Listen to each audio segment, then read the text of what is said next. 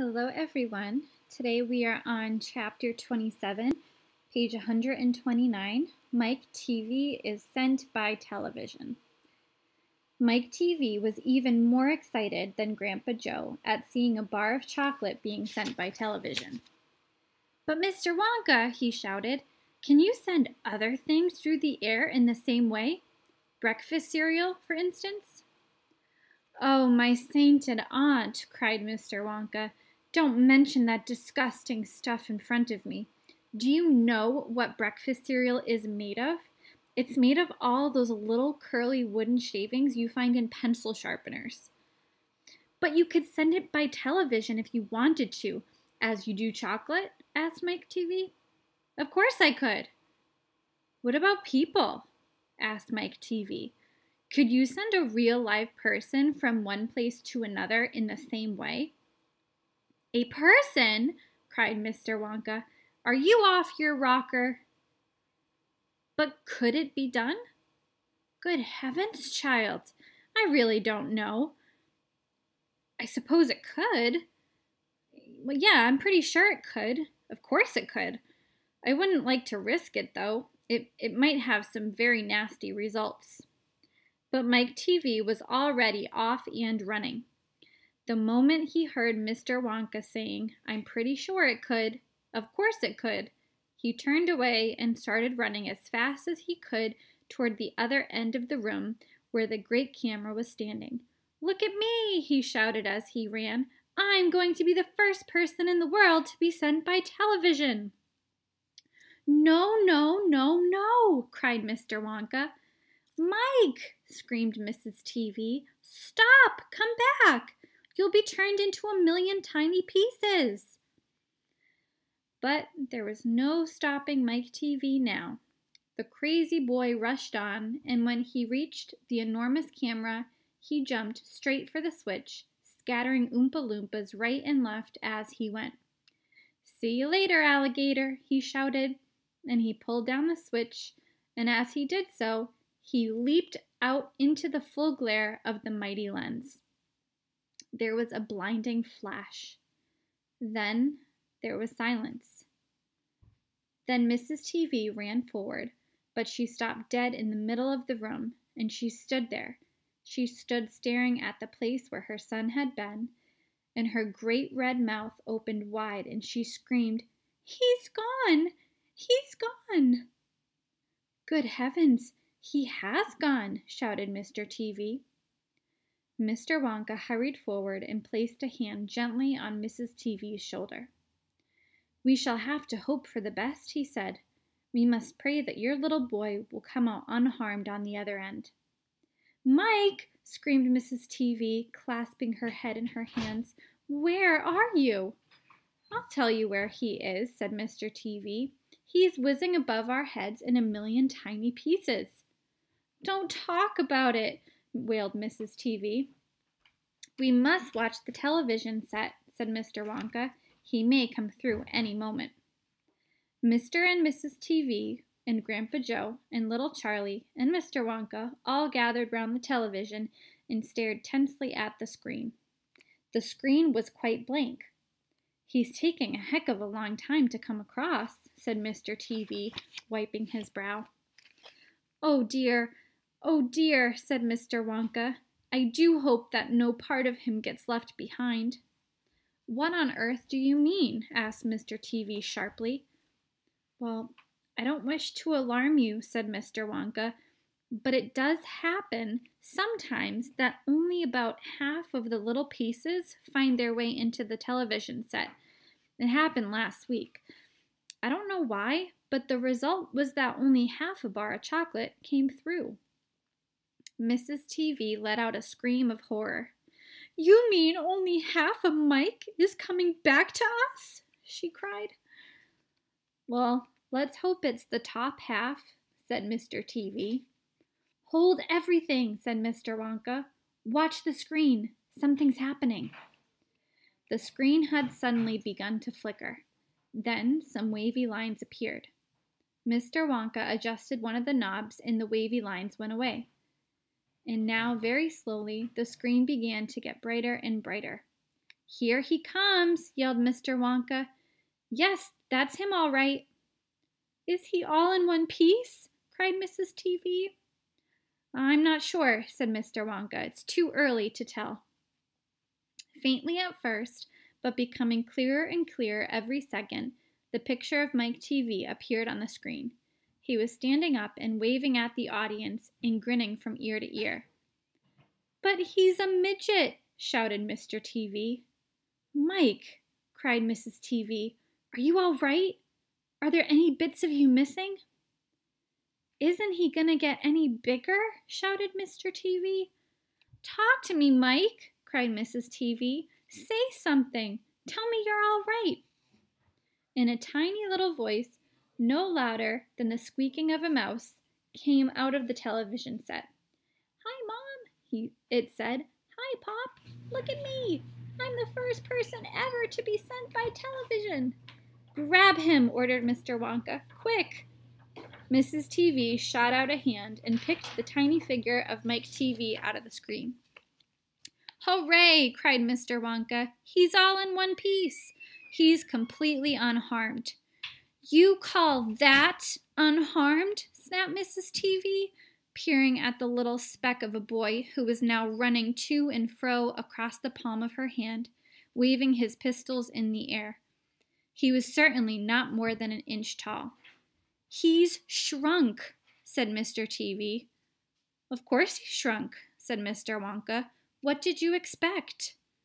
"Ugh, this is terrible," wailed Mrs. TV. "What are we going to do?" And Mr. TV said, "We can't send him back to school like this. He'll get trod upon. He'll get squashed." "He won't be able to do anything," cried Mrs. TV. "Yes, I will," squeaked the tiny voice of Mike TV. "I'll still be able to watch television." "Never again," shouted Mr. TV. "I'm throwing the television set right out the window the moment we get home. I've had enough of television." And when he heard this, Mike TV flew into a terrible tantrum. He started jumping up and down on the palm of his mother's hand, screaming and yelling and trying to bite her fingers. "I want to watch television," he squeaked. "I want to watch television. I want to watch television. I want to watch television." "Here, give him to me," said Mr. TV, and he took the tiny boy and shoved him in her breast pocket of her jacket and stuffed a handkerchief on top.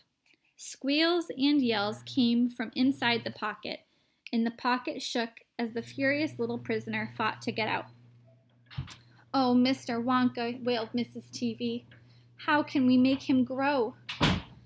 "Well," said Mr. Wonka, stroking his beard and gazing thoughtfully at the ceiling, "I must say that's a wee bit tricky. But small boys are extremely springy and elastic. They stretch like mad. So what we'll do, we'll put him in a special machine I have for testing the stretchiness of chewing gum. Maybe that will bring him back to what he was." "Oh, thank you," said Mrs. TV. "Don't mention it, dear lady." "How far do you think he'll stretch?" asked Mr. TV. "Maybe miles," said Mr. Wonka. "Who knows? But he's going to be stretched awfully thin. Everything gets thinner when you stretch it." "You mean like chewing gum?" said Mr. TV. "Exactly." "How thin will he be?" asked Mrs. TV anxiously. "I haven't the foggiest idea," said Mr. Wonka. "And it doesn't really matter anyway, because we'll soon fatten him up again. All we'll have to do is give him a triple overdose of my wonderful super vitamin candy. Super vitamin candy contains huge amounts of vitamin A and vitamin B. It also contains vitamin C, vitamin D, vitamin E, vitamin F. Oh man, they're going to make me say the whole alphabet. Vitamin G, vitamin I, vitamin J, vitamin K, vitamin L, vitamin M, vitamin N, vitamin O, vitamin P, vitamin Q, vitamin R, vitamin T, vitamin U, vitamin V, vitamin W, vitamin X, vitamin Y, and, believe it or not, vitamin Z. The only two vitamins it doesn't have in it are vitamin S, because it makes you sick, and vitamin H, because it makes you grow horns out of the top of your head like a bull. But it does have in it a very small amount of the rarest and most magical vitamin of them all, vitamin Wonka. And what will that do to him? Asked Mr. TV anxiously. It'll make his toes grow out until they're as long as his fingers. Oh no, cried Mrs. TV. Don't be silly, said Mr. Wonka. It's most useful. He'll be able to play the piano with his feet. But Mr. Wonka... No arguments, please, said Mr. Wonka. He turned away and clicked his fingers 3 times in the air. An Oompa Loompa appeared immediately and stood beside him.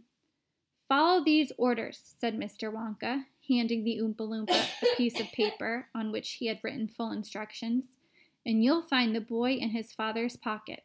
Off you go. Goodbye, Mr. TV. Goodbye, Mrs. TV. And please don't look so worried. They all come out in the wash, you know, every one of them. At the end of the room, the Oompa Loompas around the giant camera were already beating their tiny drums and beginning to jog up and down to the rhythm.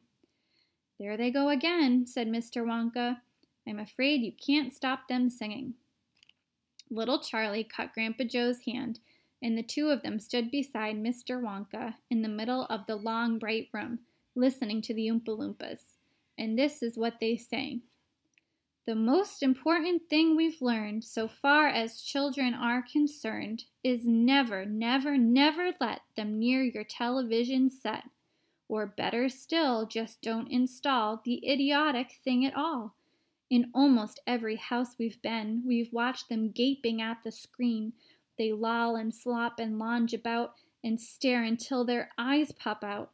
Last week in someone's place we saw 12 eyeballs on the floor.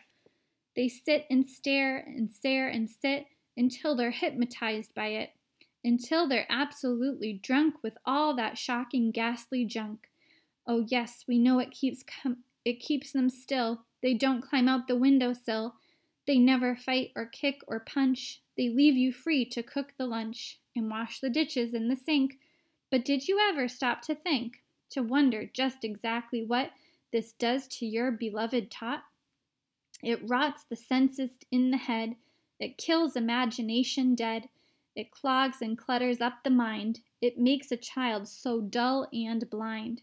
He can no longer understand a fantasy, a fairyland. His brain becomes as soft as cheese, his powers of thinking rust and freeze. He cannot think, he only sees. All right, you'll cry, all right, you'll say, but if we take the set away, what shall we do to entertain our darling children? Please explain. We'll answer this by asking you, what used the darling ones to do? How used they keep themselves contented before this monster was invented? Have you forgotten? Don't you know? We'll say it very loud and slow. They used to read. They'll read and read and read and read, and then proceed to read some more. Great Scott gadzooks, 1/2 of their lives was reading books. The nursery shelves held books galore. Books cluttered up the nursery floor. And in the bedroom, by the bed, more books were waiting to be read. Such wondrous, fine, fantastic tales of dragons, gypsies, queens, and whales, and treasure isles and distant shores, where smugglers rowed with muffled oars, and pirates wearing purple pants, and sailing ships and elephants, and cannibals crouching round the pot, stirring away at something hot. It smells so good, what can it be? Good gracious, it's Penelope!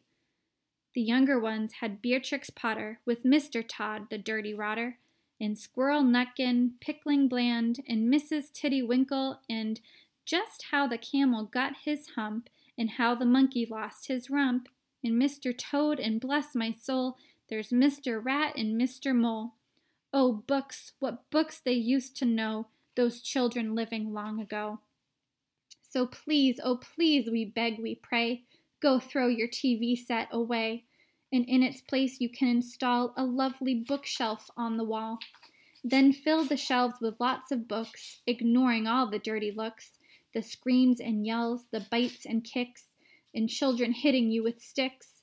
Fear not, because we promise you that in about a week or two of having nothing else to do, they'll now begin to feel the need of having something good to read. And once they start, oh boy, you'll watch the slowly growing joy that fills their hearts. They'll grow so keen, they'll wonder what they'd ever seen in that ridiculous machine, that nauseating, foul, unclean, repulsive television screen. And later, each and every kid will love you more for what you did. P.S. Regarding Mike TV, we very much regret that we shall simply have to wait and see if we can get him back to his height. But if we can't, it serves him right.